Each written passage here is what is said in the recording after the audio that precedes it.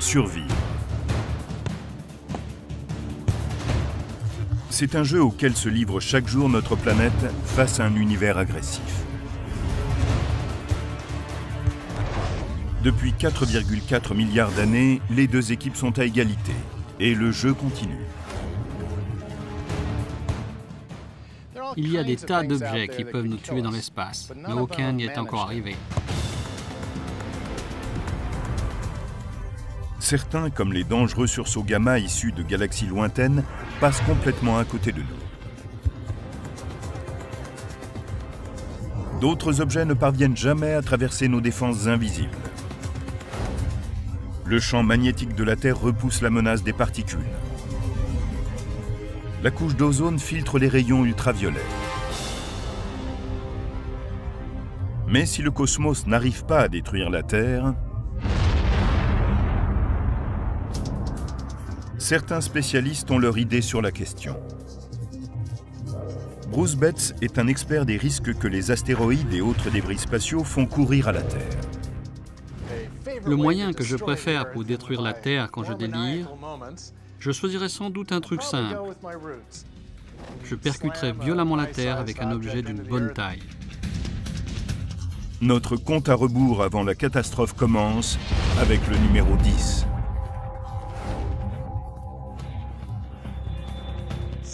Un bon télescopage. Des tas de gros objets se rassemblent pour détruire la Terre. Mais Bruce Betts sait qu'il n'est pas si facile de fracasser la Terre. Certains impacts ont causé des dégâts, mais ils ne sont pas arrivés à détruire entièrement la Terre. Ils peuvent parfois éliminer un grand nombre de formes de vie, comme il y a 65 millions d'années les dinosaures et 70% d'espèces. Le problème, la masse de l'astéroïde qui a fait disparaître les dinosaures n'était pas suffisante pour anéantir complètement la planète. L'astéroïde était un petit peu plus grand que l'Everest, ce qui semble impressionnant jusqu'à ce qu'on s'en éloigne d'environ 320 km. Si nous avions un globe à l'échelle, vous ne pourriez pas sentir l'Himalaya du bout des doigts.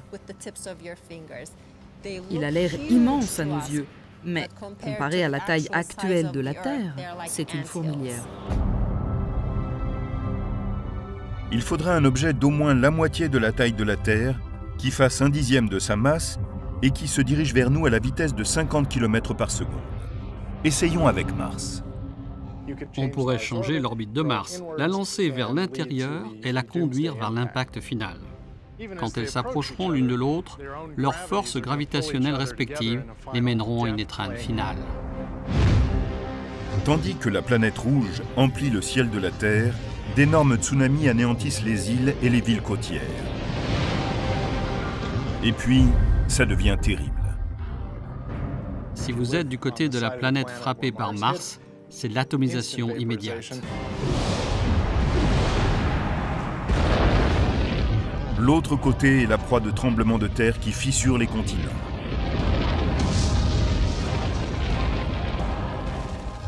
La chaleur dégagée par l'impact transforme les forêts en fournaises.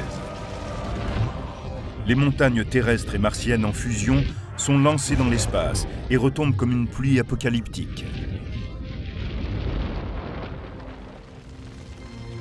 Une heure après l'impact, il n'y a plus la moindre trace de vie à la surface de la Terre.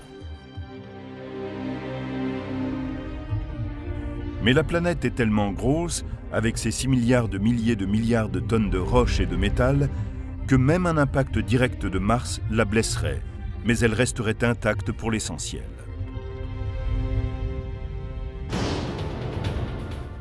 Pour détruire vraiment la Terre, il faudrait qu'elle soit percutée par un objet plus important, comme une autre planète, Vénus par exemple.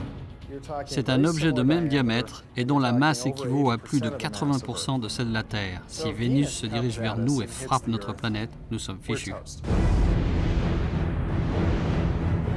Les deux mondes volent en éclats. D'énormes fragments sont projetés dans l'espace. Mais les débris planétaires retombent et s'agrègent pour former un amalgame Terre-Vénus plus important que l'une ou l'autre planète et aussi mort que la Lune. C'est un très bon moyen de détruire la Terre. Mais est-il envisageable? Il y a 4,5 milliards d'années, un objet aussi gros que Mars nous a percutés. La Terre en était encore au stade du refroidissement quand une planète, plus petite qu'elle, l'a frappée violemment.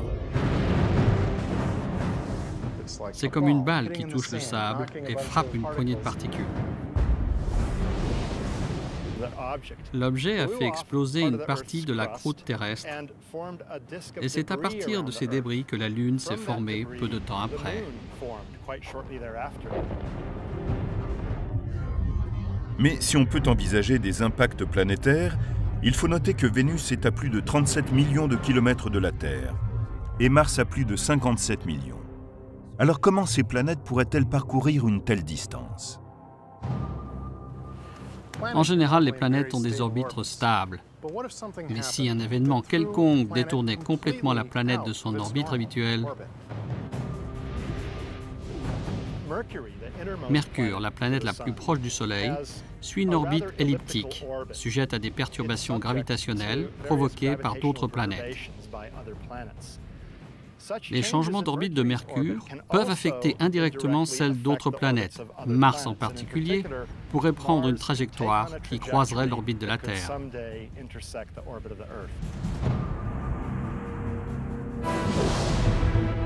Certains disent que les chances qu'il se produise une collision Mars-Terre sont d'1% sur une période de 4 milliards d'années. Ce n'est pas suffisant pour s'inquiéter, mais une collision n'est pas exclue. Imaginez qu'il n'y ait qu'une seule mouche dans ce stade et qu'elle vole d'un but à l'autre. Avec ce simple geste de la main, quelles sont mes chances d'attraper la mouche?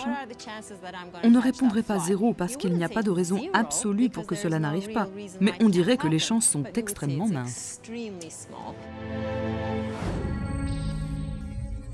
L'impact planétaire est un des moyens de détruire la Terre, mais nous n'en sommes qu'au début.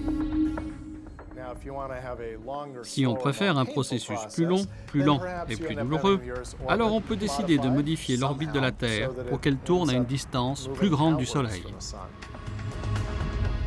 Voyons le moyen numéro 9 de détruire la Terre, la grande glaciation. Notre orbite elliptique nous éloigne davantage du Soleil en juillet qu'en janvier. La différence est de 5 millions de kilomètres. S'il fait chaud en juillet au nord de l'équateur, c'est parce qu'à ce moment-là, l'hémisphère nord penche vers le Soleil. Si nous faisions tourner la Terre à 5 millions de kilomètres du Soleil durant toute l'année, le voyage s'avérerait immédiatement fatal. Si on s'éloigne un peu, on peut faire avec. On met des vêtements plus chauds. Mais si on s'éloigne de trop, les choses commencent à se gâter. À 300 millions de kilomètres du Soleil, la Terre ne reçoit plus qu'un tiers de sa lumière. La plupart des récoltes seraient détruites. La chaîne alimentaire serait rompue si la Terre filait loin du Soleil.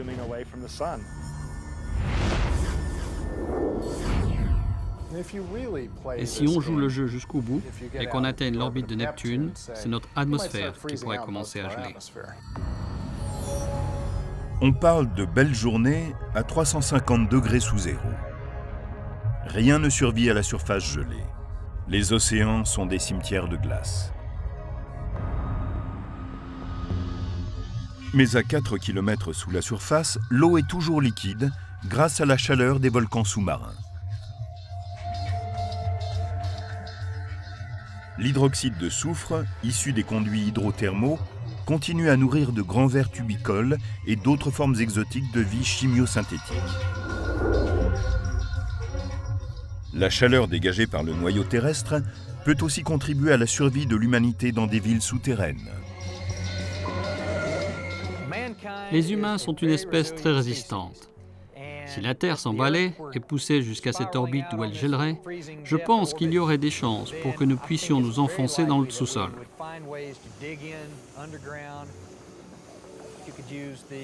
On pourrait se servir de l'énergie géothermale pour transformer une partie du matériau glacé en liquide et une partie de l'eau en oxygène et en gaz dont nous aurions besoin. Des fermes souterraines pourraient subvenir aux besoins de plusieurs millions de personnes. Elles ne seraient peut-être pas très belles, mais la planète et une partie de sa population pourraient ainsi survivre. Mais ce n'est pas le cas avec le moyen numéro 8 de détruire la Terre, qui impliquerait de se rapprocher du Soleil. Numéro 8, la grande carbonisation. Imaginons que nous nous rapprochions chaque année de près de 5 millions de kilomètres du Soleil. Le réchauffement global n'est rien à côté de ce qui se passerait alors. Au cours des premières années, les calottes polaires se liquéfient. Le niveau des mers peut s'élever de 60 mètres, mais très vite, l'eau se transforme en vapeur. Si on se déplace jusqu'à Vénus, on est au tiers du trajet vers le Soleil. À ce moment-là, l'eau commence à disparaître sous sa forme liquide, elle se transforme en vapeur. Et on finit avec une atmosphère de dioxyde de carbone, un effet de serre très important et une surface plus chaude que s'il n'y avait pas d'atmosphère. De l'Alaska en Australie, la température moyenne est de 483 degrés Celsius. Toute vie complexe est morte. Et la planète se précipite vers le cœur en fusion du Soleil, où elle finira sa course.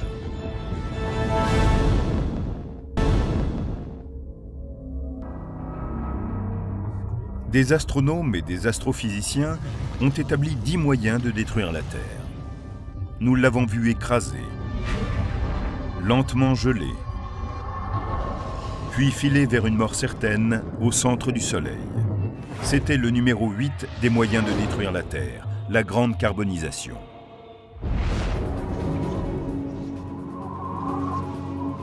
Morte, stérile, étouffée par les gaz à effet de serre, la Terre serait alors à plusieurs millions de kilomètres de l'étoile qui lui a donné la vie.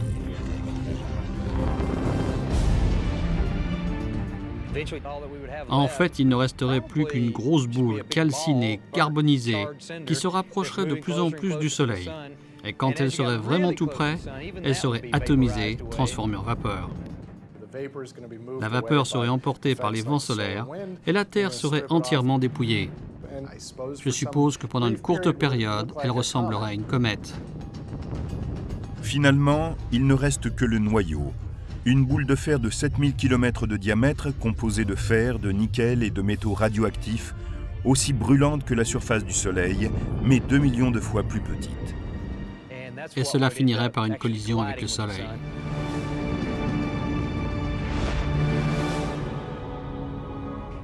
Mais lui ne bougera pas d'un cil.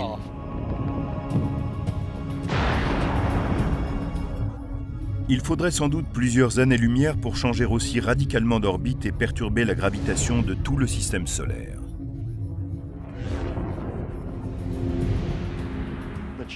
Les chances qu'une étoile passe suffisamment près pour produire cet effet sont très faibles.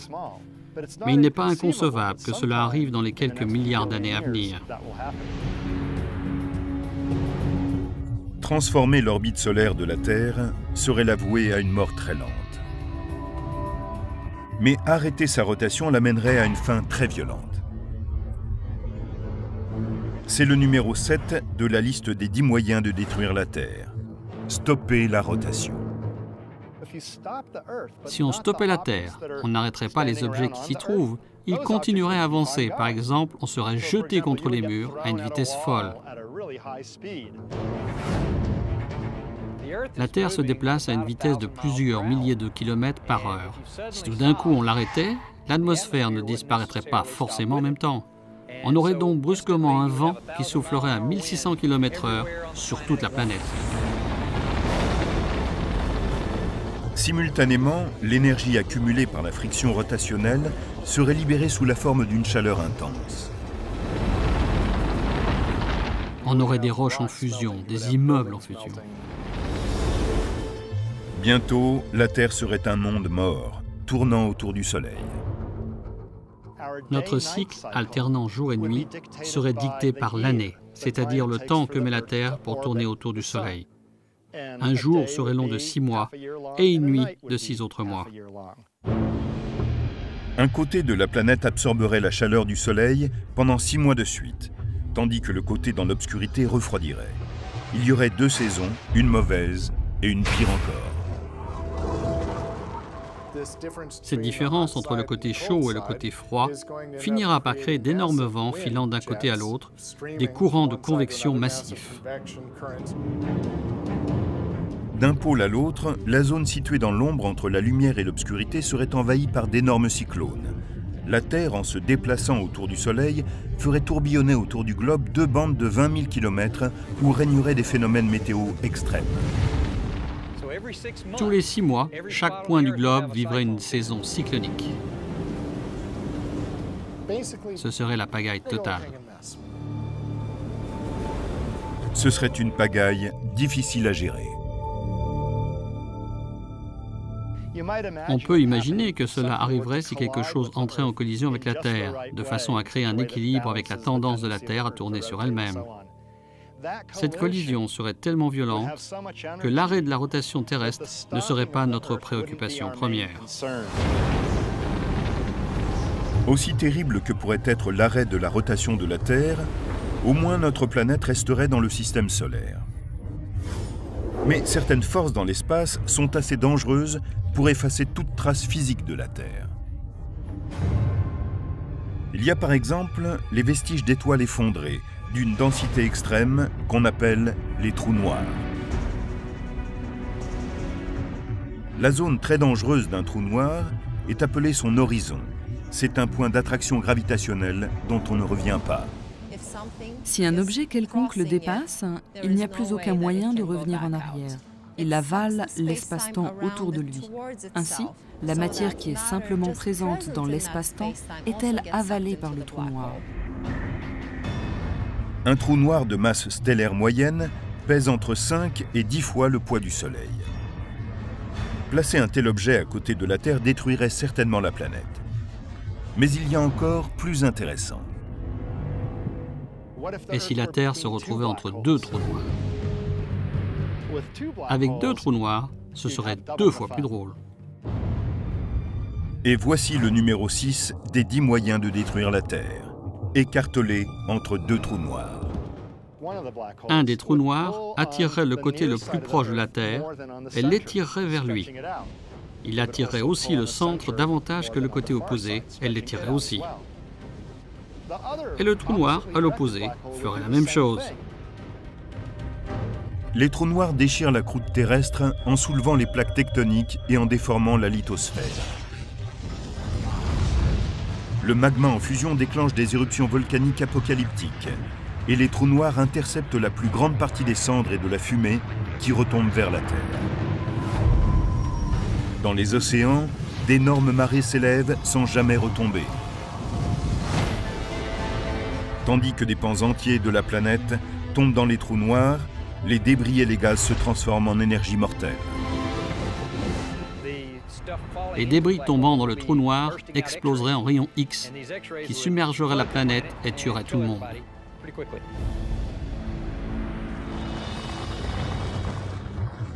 Pendant ce temps, la Terre a été étirée jusqu'à son point de rupture. Les trous noirs étiraient la Terre dans des directions opposées. Ce serait comme cette torture qui consistait à attacher des chevaux aux 4 membres d'un condamné pour l'écarteler. La planète écartelée gardera-t-elle un lien avec les trous noirs ou craquera-t-elle au milieu? Sur la liste des 10 moyens de détruire la Terre, le numéro 6 place la planète en très mauvaise situation. Écartelée entre 2 trous noirs.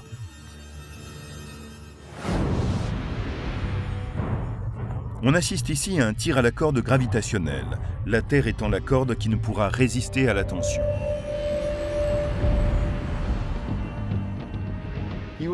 On aurait un cas d'extrême spaghettification. La Terre serait étirée dans les 2 directions vers les 2 trous noirs et pourrait même être ainsi déchirée, écartelée. Et puis ces morceaux seraient réduits en pièces, qui seraient dépecés en plus petits morceaux. Ensuite, les dernières fibres de la Terre seront avalées par l'horizon des trous noirs. Les 2 trous noirs seront comme des serre-livres sur une étagère vide où la Terre aurait été rangée autrefois.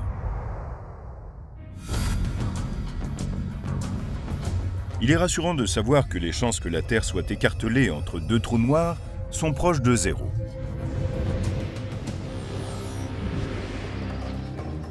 Mais le physicien Travis Taylor, qui a écrit plusieurs ouvrages de science-fiction sur les dangers de l'espace extérieur, a une autre idée à propos des capacités destructrices des trous noirs.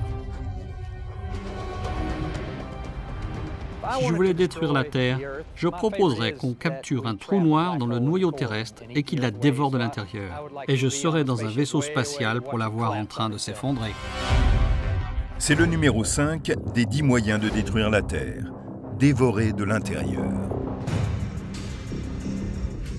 Un trou noir stellaire effectuerait rapidement le travail. Mais il existe d'autres possibilités fascinantes. Que pourrions-nous imaginer d'autre? Peut-être un trou noir de la taille de ma boucle d'oreille? Un trou noir de cette taille aurait la même masse que la Terre. Prenons ce mini trou noir et faisons-le entrer par le pôle Nord. Supposons que la vitesse et l'angle de l'objet lui permettent de terminer sa course au centre de la Terre. On sentirait immédiatement que quelque chose va de travers.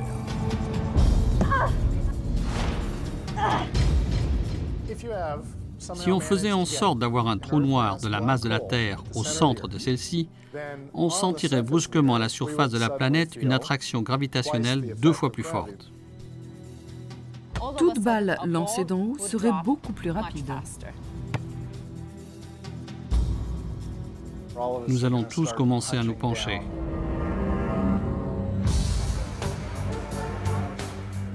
Tandis que les êtres vivants luttent désespérément, le mini trou noir aspire la matière. Plus il en avale, plus la Terre voit arriver sa fin. Si le trou noir attire les matériaux vers l'intérieur, tout ce qui est en surface s'effondre. C'est ainsi qu'on assiste à d'énormes tremblements de terre et que des failles déchirent la croûte terrestre. De nouveaux volcans apparaîtraient, des points où le magma se libérerait grâce au trou noir. On peut imaginer toutes sortes de scénarios passionnants. Après des mois de phénomènes de plus en plus violents, la phase finale prendra moins d'1 heure. La Terre commencera à s'effondrer sur elle-même, et ce qui restera sera avalé par le trou noir. L'Himalaya sera peut-être le dernier vestige de la Terre avant de sombrer lui aussi à l'horizon du trou noir et de disparaître à jamais. Si quelqu'un était en train de regarder cela d'un vaisseau spatial, ce qu'il verrait ressemblerait sans doute à une coquille d'œuf s'écrasant de l'intérieur. Si on attachait une ficelle à chaque point de l'intérieur d'une coquille d'œuf et qu'on tire d'un seul coup, on la verrait immédiatement s'effondrer sur elle-même.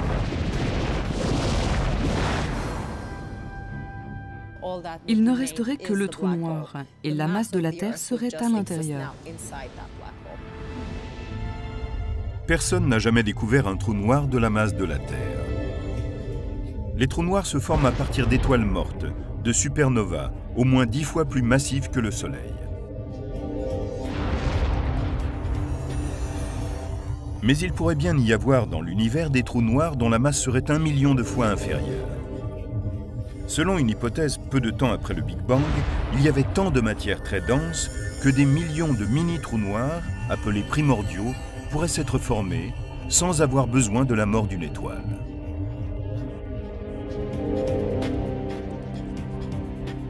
Nous ne connaissons pas l'existence de trous noirs de ce type, mais ils pourraient exister et ils pourraient dévorer la Terre.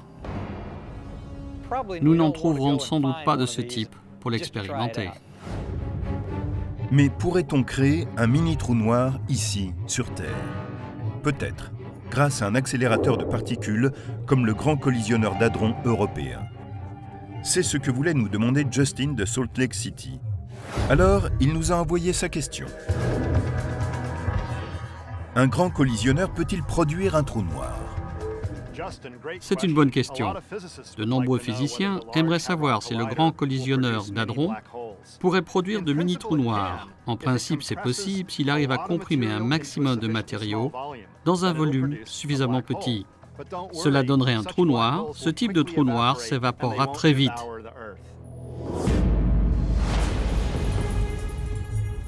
Dans l'espace, le pouvoir destructeur des trous noirs vient de leur irrésistible force de gravitation. Mais un manque de gravitation qui affecterait la Terre représenterait une menace pour la planète. C'est ce qui intrigue l'astronome Alex Filippenko.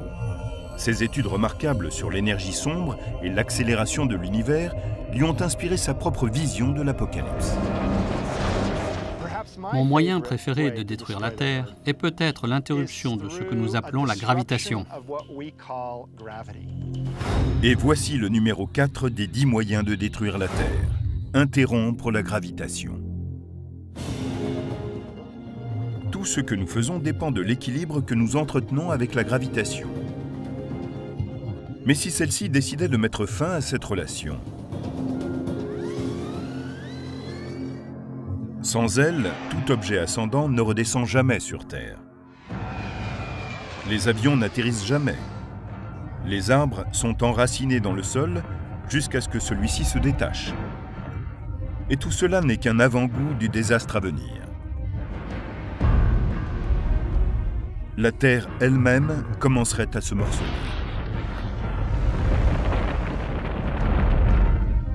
Cela semble impossible.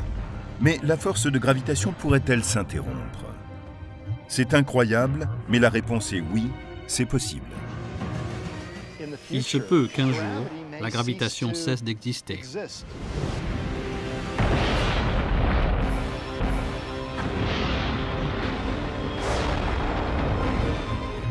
Des 10 moyens de détruire la Terre concoctés par les astronomes et les astrophysiciens, l'un des plus incroyables est le numéro 4. Interrompre la gravitation.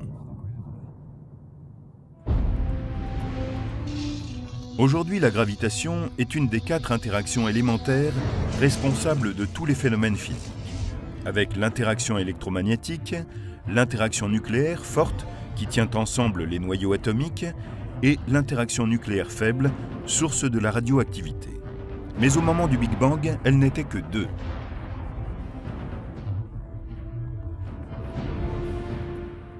Quand l'univers n'était âgé que d'une fraction de seconde, l'interaction nucléaire forte était unie à ce qu'on appelle l'interaction électrofaible, c'est-à-dire un alliage d'électromagnétisme et d'interaction nucléaire faible. Cette superforce aurait pu créer une super-énergie qui aurait provoqué une expansion quasi instantanée de l'univers appelée inflation. Il est devenu monstrueusement grand en un temps très bref. Mais une minuscule fraction de seconde après le Big Bang, l'inflation s'est arrêtée et les interactions se sont séparées.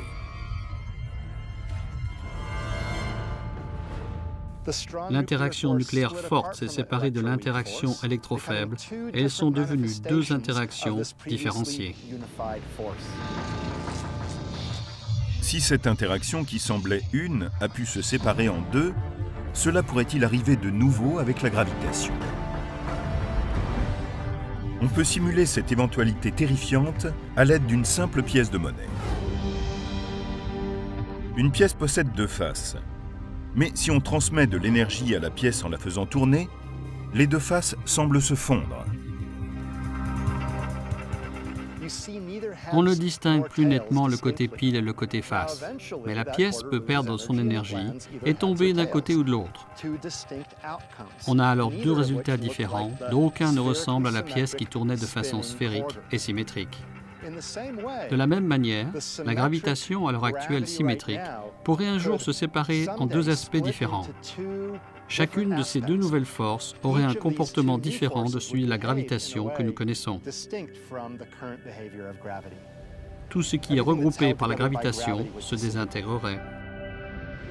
Et cela signifierait la mort pour nous sur Terre. Les corps humains resteraient intacts parce qu'ils sont maintenus ensemble par l'interaction électromagnétique et non par la gravitation. Mais tout le monde s'envolerait dans l'espace et ne pourrait plus respirer. La Terre n'aurait plus la gravitation pour maintenir ensemble ces éléments. Jupiter et les autres géantes gazeuses se disperseraient. Le Soleil, dont la gravitation faisait autrefois tourner les planètes autour de lui, volerait en éclats. La plus grande partie du Soleil est une grande boule brûlante, maintenue par sa propre gravitation. On verrait donc sans doute une étoile dériver au loin assez rapidement. Le Soleil ne pourrait rester uni, la galaxie non plus, tout serait dispersé. La Terre ne serait plus que des particules aléatoires naviguant dans un coin d'un univers de poussière cosmique. Ce serait une fin assez extraordinaire. Évidemment, il y a une autre manière d'éparpiller la Terre en 1000 morceaux, c'est de la faire exploser. Ça n'est pas facile, mais il y a un moyen d'y parvenir. Créer une bombe dévastatrice d'antimatière. C'est le numéro 3 des 10 moyens de détruire la Terre. Annihilation par l'antimatière. Et c'est le préféré de l'astrophysicien Clifford Johnson. L'idée de l'antimatière possède en elle-même une certaine beauté. La beauté absolue et terrifiante d'une explosion réellement catastrophique venant de l'intérieur.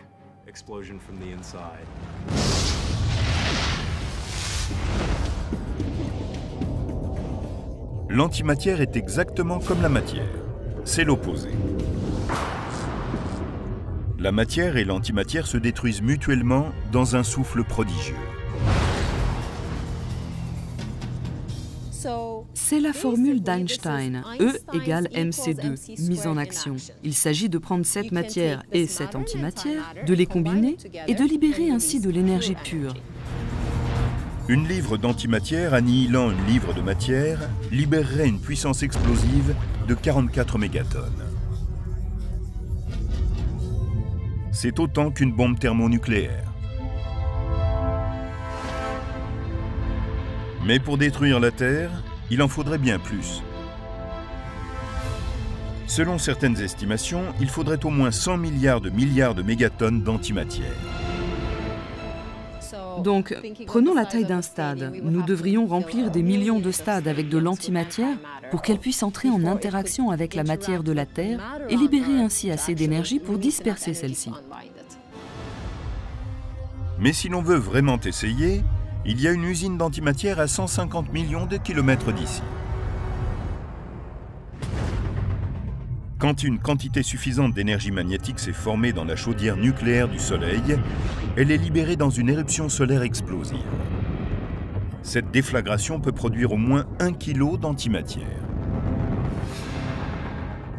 Le contact avec la matière détruit l'antimatière presque instantanément. Mais il y a des moyens de contenir cette réaction. On peut la suspendre sans la toucher. Grâce à différentes sortes de champs électriques et magnétiques, on peut garder indéfiniment une quantité d'antimatière en suspension. Il suffit donc de collecter et de stocker l'antimatière d'environ 10 puissance 24 millions d'explosions solaires. Une fois que vous avez amassé vos 100 000 milliards de tonnes d'antimatière, vous les transportez jusqu'à la Terre et coupez le champ électromagnétique pour qu'elle puisse entrer en contact avec son opposé, la matière.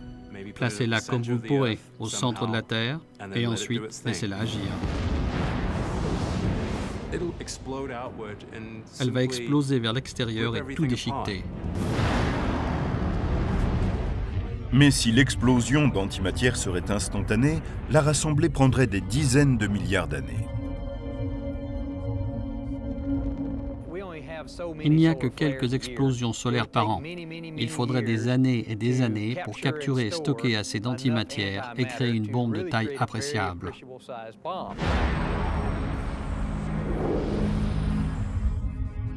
Les physiciens savent que l'antimatière n'est pas le seul type de particule à pouvoir liquider la planète. Le numéro 2 des 10 moyens de détruire la Terre opère à travers une transformation. Transformée par la matière étrange.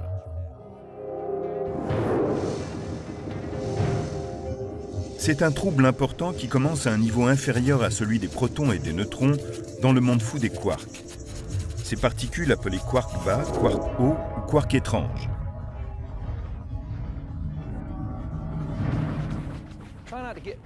En anglais, quark signifie au départ fromage blanc. Mais ici, il s'agit, pourrait-on dire, d'une sous-particule d'un élément qui constitue d'autres éléments. Certains physiciens ont émis une théorie selon laquelle un nombre égal de quarks bas, hauts et étranges constituerait un strangelet, une particule de ce qu'on appelle matière étrange. Ce qui la rend aussi étrange, c'est qu'elle pourrait changer la nature de tout ce qu'elle touche, comme la glace qui refroidit l'eau autour d'elle, mais en beaucoup plus immense. Les strangelets aiment transformer d'autres éléments en choses étranges. Ils aiment que tout soit bizarre. Imaginez que tout ce qui est sur Terre et la Terre elle-même deviennent une bouillie inorganique. Tout cela à cause d'un strangelet subatomique. Heureusement, il n'y a pas de strangelet sur Terre. Mais à l'intérieur des étoiles à neutrons, ces soleils effondrés, il se pourrait que l'immense gravitation comprime des quarks bas, hauts et étranges et produise de la matière étrange. Nous sommes très près de la réponse. Nous pourrions la voir dans les prochaines années. Si l'on trouvait une parcelle microscopique de matière étrange dans une étoile à neutrons, qu'on arrive à la rapporter sur Terre et à la lancer au sommet de l'Empire State Building, que se passerait-il? A. Rien. B. Qui sait? Ces étranges quarks pourraient changer l'état de la matière ici sur Terre. Une réaction en chaîne a commencé. Les strangelets entrent en réaction avec la matière ordinaire. La Terre se transforme, mais en quoi?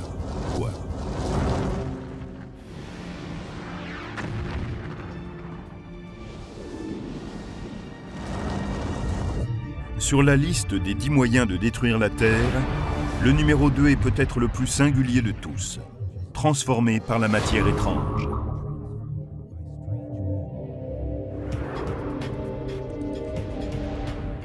Si on voulait transformer toute la planète en un grand bouquet de quarks étranges, il suffirait d'en placer quelques-uns ici et là, et la Terre commencerait à devenir elle-même étrange, bien plus étrange qu'elle ne l'est à l'heure actuelle. De la matière étrange, une parcelle de matériaux appelée strangelet a été libérée sur la Terre. Et il se produit un événement stupéfiant. La première chose qu'il touche se transforme en matière étrange. Puis la suivante. Très vite, vous auriez une version étrange de vous-même. Quand on regarde jusqu'au niveau subatomique, jusqu'au noyau, on trouve une structure bien définie. On peut séparer les protons, les neutrons, mais si on perdait cette structure, la matière perdrait la forme que nous lui connaissons. Les orbites uniques et les innombrables particules qui constituent les éléments individuels forment maintenant une masse indifférenciée. Tout devient la même matière étrange, depuis les noyaux atomiques jusqu'aux monuments et aux montagnes. Et tout ce qui est vivant meurt. Une fois que cela commence, cette transition s'effectue de manière assez rapide. C'est comme dissoudre quelque chose en une grosse bulle de matière. Cela se transformerait simplement en une pâte visqueuse, une soupe de quarks. On finirait par changer toute la Terre en un gros morceau d'étrange matière.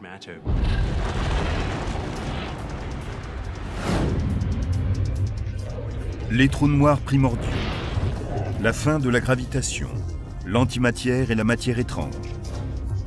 La physique théorique a-t-elle un moyen encore plus étrange de détruire la Terre? Oui. En fait, l'astrophysicienne Feria Lozel est prête à anéantir la Terre en même temps que toute l'étoffe de la réalité. Je pense que mon moyen préféré de faire exploser la Terre passerait par une sorte d'immense phase de transition dans l'univers. Elle nous mènerait tout simplement à un autre état. C'est le numéro 1 des 10 moyens de détruire la Terre. Des mondes parallèles entrent en collision. Tout commence avec un sujet de science-fiction que de nombreux physiciens prennent aujourd'hui au sérieux. L'existence d'autres univers. Il est possible qu'il y ait d'autres terres dans d'autres univers. Pensons à notre univers comme à une feuille en 2 dimensions qui est ici. Se déplacer autour de cette feuille, c'est comme se déplacer autour des 3 dimensions de l'espace. Ensuite, on peut se déplacer dans cette autre direction, en dehors de la feuille. Et là-bas, il y a une autre feuille qui serait un univers différent. Notre univers serait exactement comme celui-là, ou peut-être légèrement différent, mais il est très important de se rendre compte que ces 2 éléments ne devraient pas entrer en collision. Imaginons que notre univers est un morceau de papier comme celui-ci, et que ce morceau de papier-là soit un univers voisin. Maintenant, si les 2 morceaux de papier devaient se percuter, on pourrait entendre cette énergie. Maintenant, imaginez 2 feuilles de papier de la taille de l'univers entrant en collision. Quelle quantité d'énergie serait impliquée dans une collision comme celle-là? Si d'une manière ou d'une autre, nous établissions le contact avec un univers parallèle, cela pourrait être notre dernier geste. Cela ne détruirait pas simplement des planètes, cela détruirait des systèmes solaires, des galaxies, des amas de galaxies. Ce serait la fin de l'univers que nous connaissons. Mais est-il possible que la fin de tout soit le commencement d'autre chose? Si un Big Bang a donné naissance à notre univers, un autre Big Bang peut en faire autant et tout recommencer.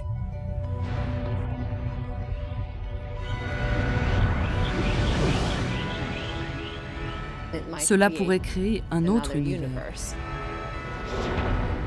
Et peut-être que cet incroyable scénario est le seul qui soit déjà arrivé.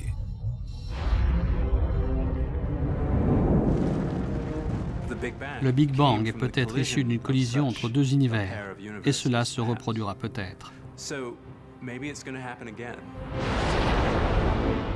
Si c'est le cas, alors au bout de 10 milliards d'années, il pourrait y avoir une autre Terre dans un autre univers. nous avons vu la Terre détruite par un impact soudain, par un froid intense et une chaleur atomisante. Elle a été arrêtée dans sa rotation, transformée en matière étrange, spaghettifiée et avalée par des trous noirs, désintégrée et explosée. En tout cas, en théorie. En réalité, il y a des chances pour que le monde continue à tourner ainsi pendant des milliards d'années. Mais il y a tellement de choses dans l'univers que nous ne pouvons ni connaître, ni prédire. Une Terre totalement nouvelle dans un univers entièrement nouveau, ce serait un endroit complètement différent et même régi par d'autres lois physiques.